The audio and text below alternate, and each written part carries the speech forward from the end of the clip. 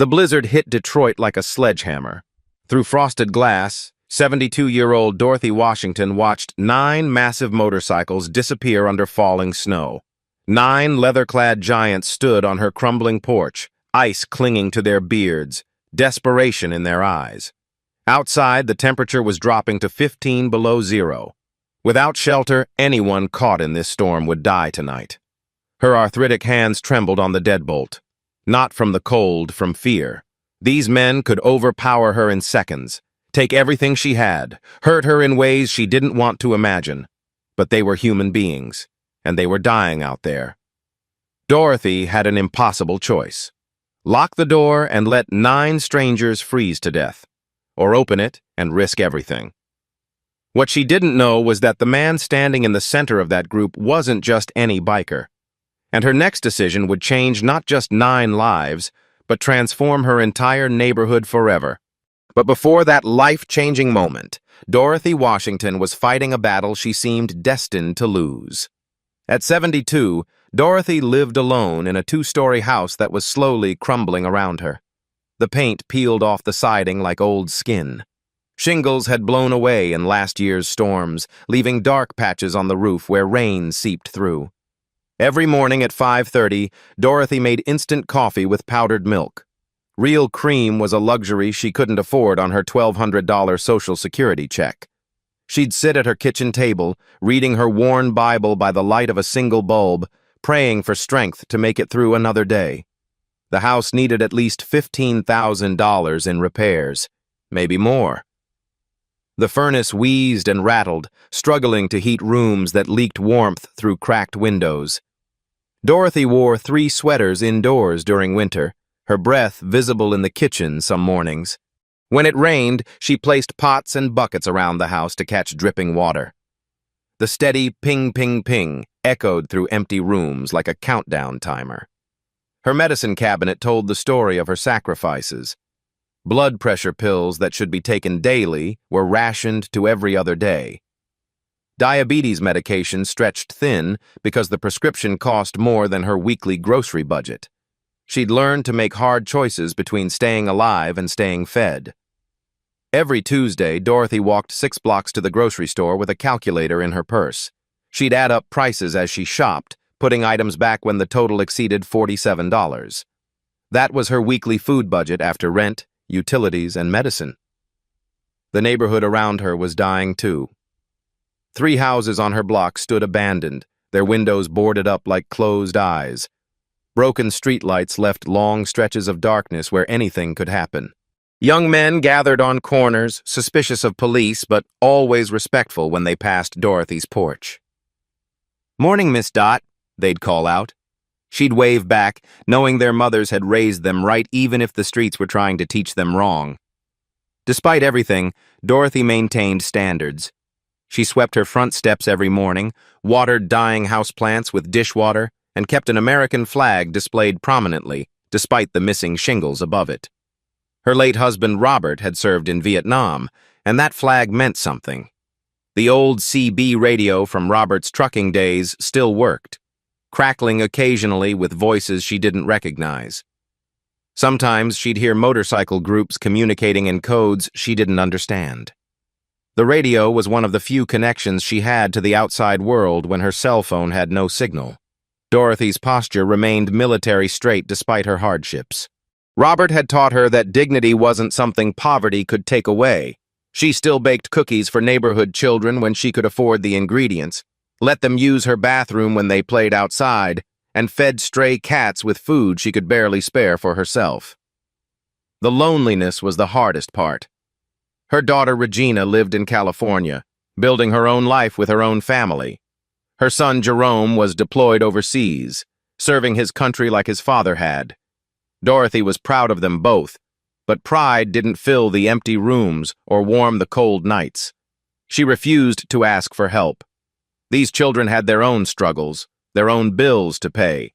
She wouldn't become a burden, wouldn't guilt them into sacrificing their futures for her comfort. Some mornings, Dorothy would stand at her kitchen sink, looking out at the broken neighborhood, and whisper the same prayer. "Lord knows I've made it this far." Just need to make it through another winter. The house may be falling down, but I'm not. Her neighbors had learned to keep their distance, not because Dorothy was unfriendly, but because she had standards. She called the police when drug dealers set up shop too close to the elementary school. She reported loud parties that kept working families awake. She maintained her property even when everyone else had given up. They thought she was difficult. They didn't understand she was fighting for something bigger than herself. This neighborhood had raised 5 children. Every sidewalk crack held memories of scraped knees she'd bandaged. Every tree had shaded birthday parties and barbecues when times were better. Dorothy sorted her pills into a weekly container each Sunday, making them last as long as possible. She'd learned which medicines were absolutely necessary and which ones she could skip when money was tight. Her body ached constantly, but complaints wouldn't pay the bills. The CB radio crackled more frequently lately, picking up transmissions from groups that seemed organized, disciplined. Sometimes she'd hear fragments, road conditions, welfare checks, community service. It reminded her of Robert's old trucking buddies, looking out for each other on long hauls. But that was a different world, a world where people still believed in helping strangers, where a man's word meant something, where service to others mattered more than service to yourself. Dorothy didn't know that the world was about to come knocking on her door. As she prepared for bed that March evening, checking locks twice and adjusting the thermostat down to save money, Dorothy had no idea that the biggest test of her faith was less than 12 hours away. Outside, the first snowflakes began to fall. Then came the storm that would test everything Dorothy believed about helping strangers. The Weather Service had been warning about it for 3 days. An unprecedented March blizzard was heading for Detroit, bringing life-threatening conditions. Temperatures would drop to 15 below zero with 60-mile-per-hour winds. Power lines would snap. Roads would become impassable. Dorothy had lived through plenty of storms, but something about this one felt different, more dangerous, more final. At 6:47 that evening, the ancient furnace in Dorothy's basement finally gave up. She heard it wheeze, rattle, then fall silent with a mechanical sigh that sounded almost human. Within minutes, the temperature in the house began dropping. Dorothy pulled on a third sweater and called her daughter Regina in California. "Just checking in, baby," she said, forcing cheerfulness into her voice. "How are my grandbabies?"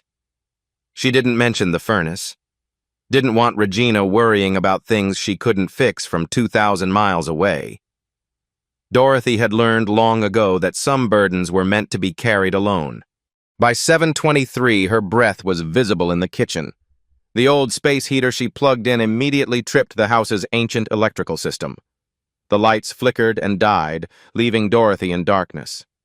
She found the CB radio by feel, switching it on by the glow of its amber display.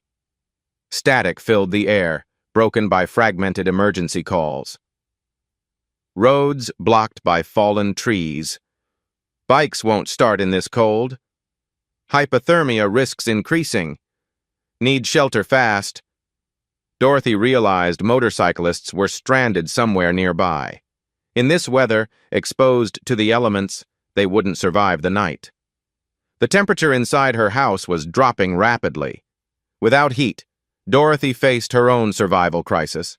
Her diabetes made her circulation poor, and cold affected her worse than most people. Her fingers were already growing numb, making it hard to work the radio dial. She might not survive the night either. But somehow strangers outside were facing immediate death from exposure. And Dorothy Washington had been raised to believe that when someone needed help, you helped. No matter what. The moral conflict tore at her. Every news story she'd ever heard about motorcycle gangs flashed through her mind. Bar fights, drug rumors, violence. Recent incidents in Detroit where bikers had terrorized businesses, intimidated families. Every survival instinct screamed at her to stay inside, lock the doors, let someone else deal with whatever was happening out there. But what would Jesus do? What would Robert do? Outside, the storm was getting worse. Windows rattled violently in their frames. Snow fell horizontally, making visibility 0. Tree branches snapped like gunshots in the darkness. Dorothy's old Honda was already buried completely under snow. Even if she wanted to leave, escape was impossible. At 8:15, thunderous pounding shook her front door. Through the frosted glass, Dorothy could make out 9 massive silhouettes. Leather jackets, chains glinting in the porch light, beards covered in ice. They looked like giants, like something from a nightmare. Her heart hammered against her ribs. Her arthritic hands fumbled for her cell phone, but the storm had knocked out the towers. No signal. The landline was dead too. The CB radio was her only communication with the outside world, but these men needed help now. Not in an hour when help might arrive. Now. More pounding on the door. Urgent but not violent. Desperate but not demanding. Dorothy crept closer, her slippered feet silent on the cold linoleum. She could hear voices through the door, muffled by wind but surprisingly respectful. "Ma'am?" The voice was deep, authoritative but polite. "I'm sorry to bother you. Our bikes are dead. Roads are impassable. We just need shelter until morning. We have sleeping bags, won't be any trouble." Dorothy's hand hovered over the deadbolt. This was the moment. Turn away 9 human beings and let them freeze to death, or risk everything to save them. She thought about Robert, somewhere beyond the stars, watching. What would he say if she let people die when she could have saved them? She thought about her faith, all those Sunday sermons about Good Samaritans and loving thy neighbor. Did that only apply when thy neighbor looked like you, talked like you, dressed like you? The wind howled louder. The voices outside were growing weaker, more desperate. These weren't just strangers anymore. They were human beings on the edge of death. Dorothy closed her eyes and whispered a prayer. "Lord, if this is how I go, let it be helping others." Her hand reached for the deadbolt. But what she was about to discover would change everything she thought she knew about the men standing on her porch. What happened next went against every survival instinct, but revealed who Dorothy really was. The deadbolt clicked open. 9 giants filed through her doorway, stomping snow and shaking ice from their beards. But instead of chaos, Dorothy witnessed something unexpected. Military precision. "Thank you, ma'am," the leader said, removing his helmet to reveal gray hair and weathered features. "We won't forget this kindness." "Kitchen's the warmest room," Dorothy managed, her voice steadier than she felt. "I'll make coffee." The bikers moved with organized efficiency. No shouting, no disorder. The leader's voice cut through the group like a command. "Sound off. Any injuries?" "Frostbite on fingers, Sergeant." "Nothing serious." "All good here? Ready for orders?" Dorothy paused. "Sergeant?" These men responded like soldiers, not gang members. They arranged their sleeping bags with mathematical spacing across her living room floor. When Dorothy offered her couch, they refused in unison. "You keep your comfort, ma'am. We're used to sleeping rough." The leader organized them into duties without being asked. 2 men examined her dead furnace with flashlights. Others checked her smoke detector batteries. One quietly inventoried her medicine bottles on the kitchen counter. "Ma'am," he asked softly, "when did you last eat a real meal?" Dorothy's cheeks burned. "I eat fine." "Yes, ma'am. Just asking." She served instant coffee in mismatched mugs, apologizing for not having real cream. These leather-clad giants praised it like the finest restaurant coffee they'd ever tasted. "This is perfect, ma'am." "Thank you. Haven't had coffee this good in weeks." "You're too kind, miss." Dorothy Washington. Friends call me Dot." The leader extended a gloved hand. "Pleasure to meet you, Miss Dot." Well, call me Eagle." From the basement came muffled conversation and the sound of tools. 20 minutes later, Her furnace rumbled back to life. "Igniter was shot," one of the mechanics reported to Eagle. "Jerry-rigged something temporary. Should hold till she gets proper parts." Dorothy felt warmth flowing through the vents for the first time in hours. "How much do I owe you?" "Nothing, ma'am. Just neighbors helping neighbors." Eagle organized a watch schedule while Dorothy prepared what food she had. Canned soup stretched with extra water, crackers that weren't too stale. The men shared military rations from their packs, insisting Dorothy eat first. "Ma'am, you take the good stuff. We're used to eating anything." As the night deepened, Dorothy's fear transformed into something else. Curiosity. These weren't the dangerous criminals she'd imagined. They spoke quietly among themselves, using terms she recognized from Robert's army days. Perimeter secure. All quiet. Next watch in 2 hours. One man stood guard by the front window while others slept. When Dorothy got up at 3 a.m. for her medication, she found Eagle sitting alert in the darkness. "All quiet, ma'am," he whispered. "Rest easy. We've got you covered." For the first time in 3 years, Dorothy felt completely safe in her own home. Dawn came gray and cold, but the storm was breaking. Eagle woke his men with quiet efficiency. They cleaned Dorothy's floors better than she'd cleaned them in months, packed their gear with military precision. Every man thanked Dorothy personally before leaving.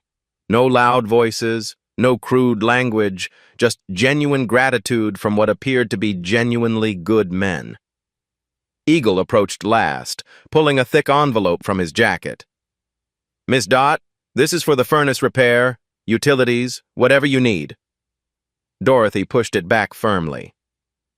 "I didn't help you for money." His eyebrows raised. Clearly, he wasn't used to refusal. "Ma'am, most people would have—" "I'm not most people." Dorothy's voice carried quiet dignity. "You're good men?" "I can see that now. That's enough payment." Eagle studied her face like he was memorizing it. "What's your full name, ma'am?" "Dorothy Washington. Why?"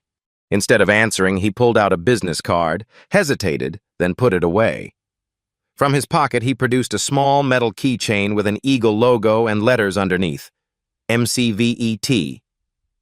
"My call sign," he said. "Anyone bothers you, show them this." Anyone at all. Dorothy didn't recognize the significance, but she accepted it gracefully. Eagle also handed her a folded piece of paper. "My personal number. Anything, and I mean anything you need, you call me." "I don't expect anything," Dorothy replied. "Just be safe out there." "Ma'am, you don't understand." Eagle's voice carried weight she didn't recognize. "In our world, debts get paid. Always." "No debt," Dorothy insisted. "Just neighbors helping neighbors." What happened next surprised everyone, including Dorothy. Eagle snapped to attention and delivered a full military salute. Sharp, precise, perfect. The other 8 men immediately followed suit, saluting Dorothy Washington like she was a commanding officer. Dorothy stood confused but deeply touched by the gesture. She didn't understand what it meant, but she felt its importance. "Ma'am," Eagle said, lowering his salute, "you saved 9 lives last night. In our world, that matters. That means everything. I just did what anyone would do." "No, ma'am. You did what heroes do. The bikes started immediately. They'd somehow fixed them during the night while Dorothy slept." Each man waved as they rode away, engines rumbling in formation down her quiet street. Dorothy stood on her porch, watching them disappear, holding the keychain and phone number. The house behind her was warm. Her floors were clean. Her furnace worked. But something had changed in Dorothy, too. For the first time in years, she felt connected to something bigger than her own survival. She looked at the keychain again. MCVET. What did that mean? And why had they saluted her like a soldier? Dorothy filed the phone number in her Bible and went inside to make real breakfast. She had a feeling she was going to need her strength for whatever came next, because something told her this wasn't over. Something told her it had only just begun. She had no idea that refusing their money would lead to something far more valuable than cash could ever buy. After the bikers disappeared down her street, Dorothy returned to her warm kitchen with questions spinning through her mind. The keychain felt heavier in her palm than its actual weight. The business card Eagle had almost given her. Why had he changed his mind? The morning light revealed just how thoroughly these men had cleaned her home. Floors scrubbed spotless, windows wiped clear. Even her old coffee pot gleamed like new. They'd left behind small improvements everywhere. A loose cabinet handle tightened, a wobbly table leg secured, batteries replaced in her smoke detector. Most telling of all, they'd stacked firewood by her back door wood that definitely hadn't been there before. Where did it come from? When had they found time to gather it? Dorothy examined the keychain more closely. The eagle design was intricate, professional. Below it, those mysterious letters, M-C-V-E-T. The metal was high quality, like something official, something earned. She tried to remember everything about their departure, the way they'd stood at attention, the precision of their salutes. How Eagle had said, "In our world, debts get paid." What world was that? Dorothy made herself a proper breakfast for the first time in months. Real eggs instead of stretching one into 2 meals. Toast with actual butter instead of margarine. The furnace hummed steadily, filling her house with blessed warmth. As she ate, fragments of their conversations replayed in her memory. "Sound off any injuries?" "Sergeant, all good here. Perimeter secure. We've got you covered." Military language, not gang slang, not criminal code words, the precise terminology Robert had used during his Army years. Dorothy pulled out her worn photo of Robert in his Vietnam uniform. Same bearing, same quiet confidence, same automatic respect for others. Had these men served too? She studied the phone number Eagle had given her. Area code 313 local. But something about the way he'd written it seemed formal, official, like a military contact card. The more Dorothy thought about it, the more questions multiplied. These weren't ordinary bikers. The equipment was too good. The organization is too tight. The respect is genuine. And that salute. Dorothy might not know much about motorcycles, but she knew military protocol. You didn't salute civilians unless they'd earned it somehow, unless they were family of those who'd served, unless they were something special. Dorothy's phone rang. Regina called from California. "Mom, are you okay?" "The weather service says Detroit got hit hard." "I'm fine, baby." "The furnace is working, and the house is warm." "Thank God, I was worried sick." "Power outages, road closures. How did you manage?" Dorothy hesitated. How could she explain what had happened? 9 leather-clad strangers who turned out to be gentlemen? A night that changed her understanding of human nature? "Some neighbors helped out," she said finally. "Good people when you need them." "Neighbors?" "Mama, you always said nobody on that street cared about anybody." Maybe I was wrong about that.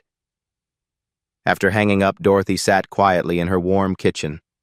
For 3 years, she'd felt abandoned by the world. Forgotten. Invisible. Last night, 9 strangers had treated her like family, like she mattered. They'd asked for nothing except shelter. When offered payment, Eagle had looked genuinely confused by her refusal. Most people expected something in return for kindness, but Dorothy Washington had learned long ago that real kindness expected nothing back. What she didn't expect was how much that philosophy would mean to men who'd clearly seen too much of the world's darkness. The CB radio crackled softly in the background. Dorothy turned up the volume, hoping to catch those motorcycle transmissions again. Instead, she heard normal chatter truckers, emergency services, amateur radio operators. Whatever network Eagle's group used, they weren't broadcasting openly anymore.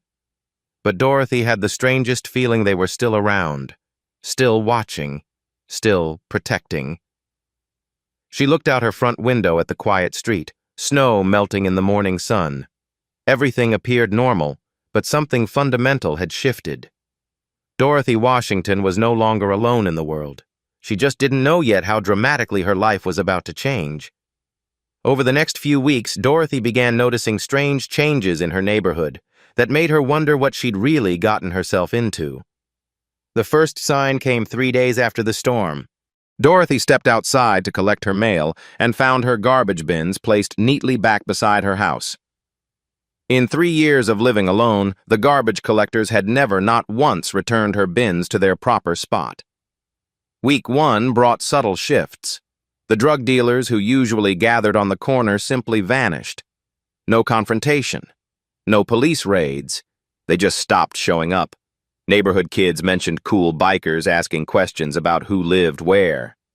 Mrs. Jenkins next door reported motorcycles cruising slowly past their houses, riders taking careful note of address numbers. "Dot, you know some bikers?" asked Tony, who owned the corner convenience store. "They've been coming in, asking about you." Real polite, but intense, you know? Like they're checking on something.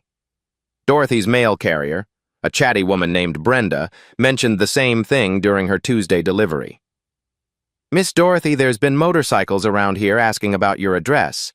Not threatening or nothing, just making sure they know where you live. Everything okay?" Week 2 escalated the mystery. Dorothy woke one morning to find her broken streetlight, the one that had flickered uselessly for 8 months, suddenly working perfectly.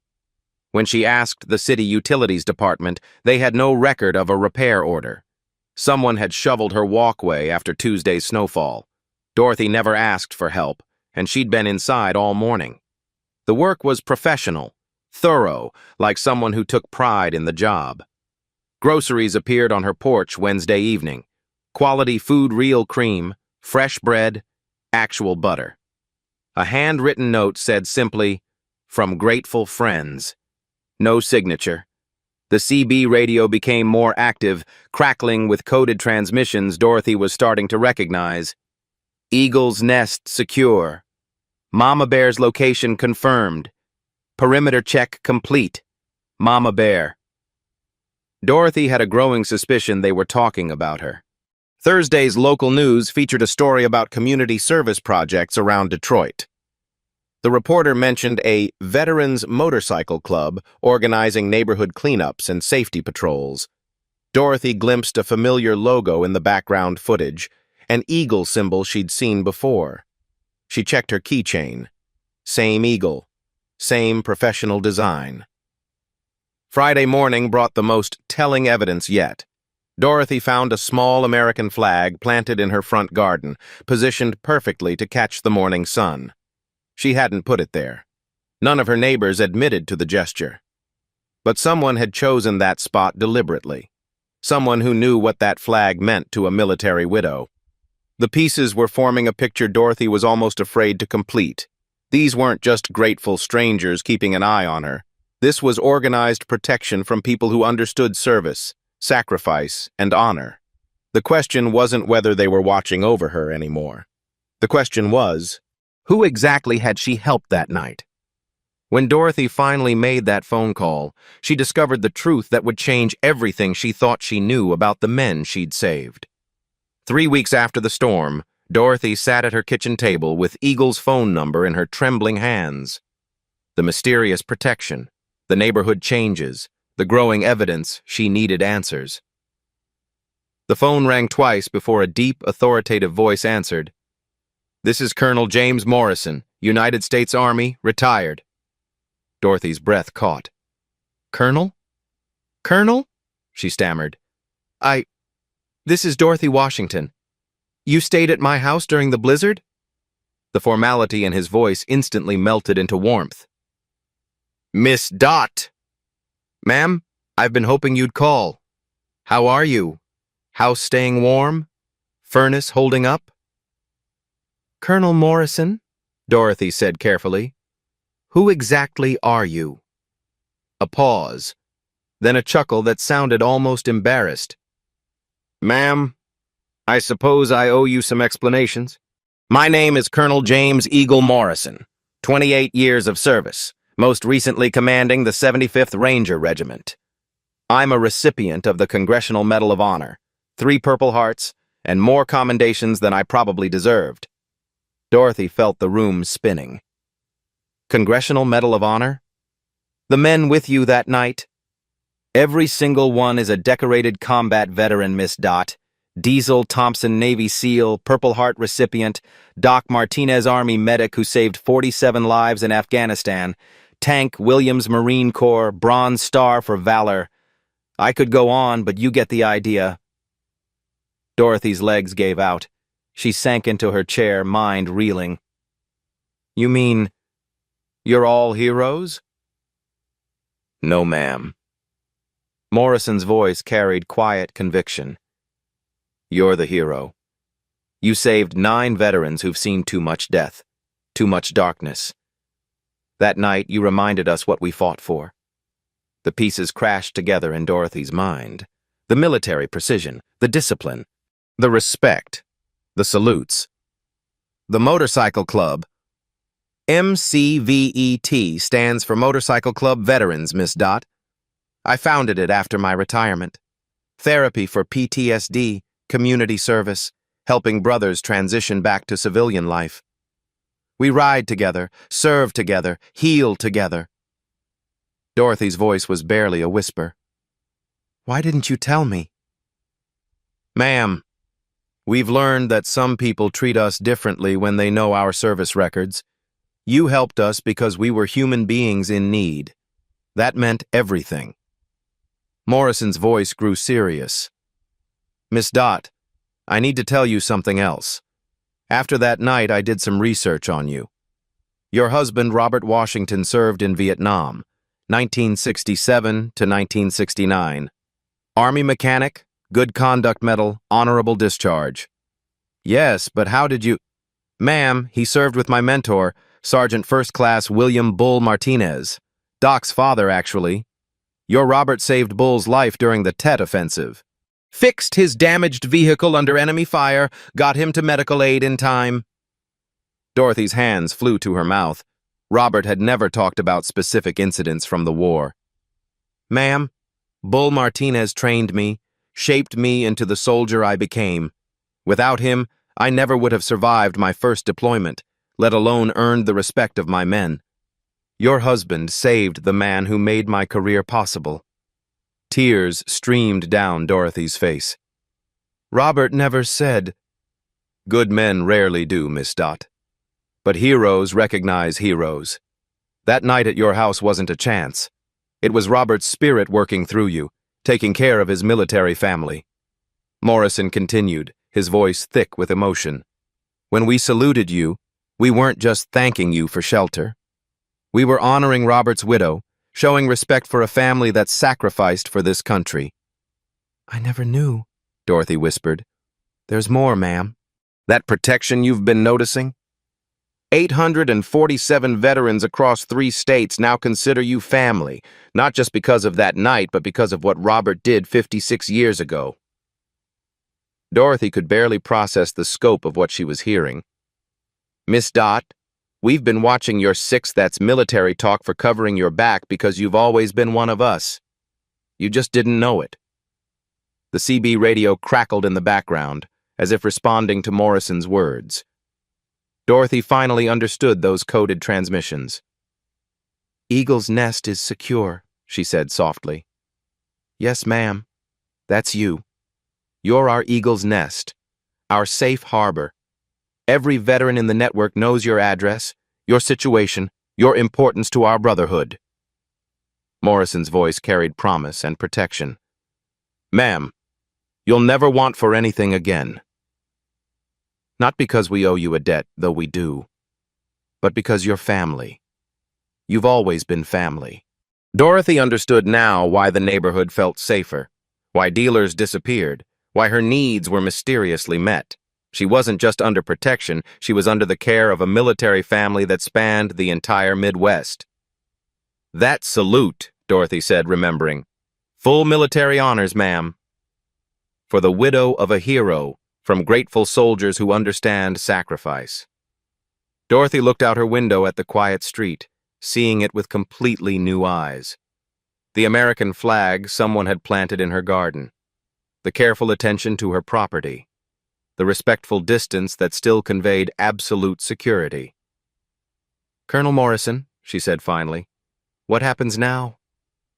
His answer would change her life forever. "Now, Miss Dot, we take care of our own, and you've got 800 sons who'll die before letting harm come to you." Dorothy Washington, who had spent 3 years feeling forgotten by the world, discovered she was surrounded by a family she never knew existed. The story was just beginning. What Colonel Morrison offered next would solve every problem Dorothy had ever faced and create possibilities she'd never dared dream. "Miss Dot," Morrison said, his voice carrying the authority of command and the warmth of family, "I'm going to lay out a comprehensive plan. You just listen and tell me what you think." Dorothy gripped the phone tighter, her heart racing. "First, your house. My construction company, it's veteran-owned, employs 47 former service members, is going to completely renovate your home. New roof, furnace, electrical system, plumbing, accessibility features for aging in place. We're talking about $78,000 worth of work, all donated materials and labor." Dorothy's breath caught. "Colonel, that's too much." "Ma'am, let me finish. You'll stay in the guest house on my property during renovation. 6 weeks, everything provided. My wife Sarah has already prepared the room and can't wait to meet you." Morrison continued with military precision. "Second, I discovered you've been rationing medications. I had our VA benefits specialist, that's Tank Williams, the Marine you met, research your case. Miss Dot, you're entitled to widow's benefits you never knew about. $2,847 a month, plus $68,000 in retroactive payments dating back 3 years. Dorothy's legs went weak. That much money would change everything. The VA medical benefits cover all your prescriptions, dental care, vision care, even transportation to appointments. We've got volunteer drivers throughout the network. You'll have a personal advocate, that's Doc Martinez's sister, Elena. She's a retired VA administrator who knows every program available." "But how is this possible?" "Ma'am, Robert earned every penny of these benefits for you. The system failed to inform you properly when he passed. We're just making sure you get what's rightfully yours." Morrison's voice grew warmer. "Third, we'd like to offer you an official position. Den mother for the motorcycle club. $500 a month salary, plus an honorary title that means everything to us. Your house becomes our community support center." Dorothy felt tears starting. "What would I do?" "What you're already doing, Miss Dot. Take care of people who need taking care of. We'd hold weekly dinners at your house, you cook for whoever shows up. We provide all groceries and cleanup help. Counseling sessions for veterans struggling with civilian life. Community meetings to coordinate neighborhood safety." The scope was overwhelming. Dorothy tried to process it all. "There's more," Morrison continued. "Sarah discovered you never finished high school because you got married young and started raising babies. We've arranged for you to complete your GED, then enroll in a 3-month peer counseling certificate program at the community college." Dorothy's voice was barely audible. "At my age?" "Miss Dot, you've got more life experience and natural wisdom than most college graduates. We need someone who understands struggle, who's earned respect through character, not credentials." Morrison paused, letting the weight settle. "Your renovation includes a memorial corner honoring Robert's service, with his photos and medals displayed properly. The basement becomes a meeting space for veteran support groups. The backyard gets a garden restoration. Sarah tells me you love flowers." "How did she know that?" "Because good people recognize good people, ma'am. And because we've been paying attention to what makes you happy." The offers kept coming. "We're organizing a surprise reunion with your family. Paid flights for Regina and the grandchildren from California. Jerome gets emergency leave from his deployment. For the first time in years, you'll all be together, and they'll see the renovated home." Dorothy was crying openly now. "This is too much. I never asked for anything." Miss Dot, the best people never do ask. That's exactly why they deserve everything. Morrison's tone became serious. There are legal protections, too. We've established a trust fund ensuring your security forever. Veteran lawyers protecting your interests. Medical power of attorney network if you ever need care. Will and estate planning securing the house for your family. But what if something happens to you, Colonel? Ma'am, this network spans 3 states and includes active duty military, police officers, firefighters, EMTs, federal agents. All veterans. All committed to the Brotherhood. If something happens to me, 846 others pick up the responsibility. Dorothy looked around her kitchen, imagining it filled with people who needed family as much as she did. The community impact goes beyond your house, Morrison continued. We're buying the abandoned property next door, turning it into transitional housing for homeless veterans. Crime rates are already dropping because of our presence. Other neighborhoods are requesting similar programs. His voice softened. Miss Dot, you showed us what honor looks like in civilian clothes. You reminded 9 broken soldiers that good still exists in the world. Now, let us show you what gratitude looks like in action. Dorothy thought about Robert, wondering if he could see this moment from wherever heroes go when they die. Your husband would be proud as hell, Morrison said, as if reading her thoughts. And frankly, ma'am, we're all proud to call you family. The silence stretched as Dorothy processed the magnitude of what was being offered. Complete financial security, a home restored to beauty, medical care without worry, most importantly, a purpose that mattered, and a family that would never abandon her. What do you say, Miss Dot? Will you let us take care of our own? Dorothy's answer would determine not just her future, but the future of everyone whose life she would touch in the years to come. 6 months later, Dorothy's neighborhood had transformed beyond recognition, and so had Dorothy herself. The Victorian house that once leaked and creaked now stood as the crown jewel of the block. Fresh paint gleamed white with navy blue trim. New windows sparkled in the sunlight. The roof no longer shed shingles like autumn leaves, and warm light glowed from every room. Dorothy's street had become something from a different era. Veteran families moved into renovated houses where drug dealers once operated. The empty lot sprouted a community garden where neighbors grew vegetables to share. New street lights illuminated sidewalks that children could walk safely, even after dark. The numbers told an incredible story. Neighborhood crime rates dropped 67% in 6 months. Property values increased 34% as families discovered a place where community meant something again. Local businesses reported 28% revenue increases as veteran families spent money locally, supporting their neighbors. Dorothy herself looked like a completely different woman. Proper nutrition and health care had helped her lose 30 pounds of stress weight while gaining energy she hadn't felt in years. Her new wardrobe gifts from the Veteran Wives Organization replaced the worn house dresses with colorful outfits that matched her renewed spirit. At 72, Dorothy was enrolled in community college, maintaining a 3.8 GPA in her peer counseling certificate program. She studied at the kitchen table where she'd once counted pills and stretched grocery budgets, now surrounded by textbooks and veteran family photos. Her daily routine had transformed completely. 6 a.m. brought coffee with Colonel Morrison on her front porch, planning community activities. 8 a.m. meant online classes, where Dorothy's life experience proved more valuable than any textbook. 10 a.m. brought tutoring sessions with neighborhood children who now called her Grandma Dot. Afternoons were devoted to her new role as certified peer counselor. Veterans drove from across the state to talk with Dorothy Washington, the widow who understood loss, struggle, and finding hope in darkness. Her basement counseling space stayed booked weeks in advance. The media attention had been overwhelming at first.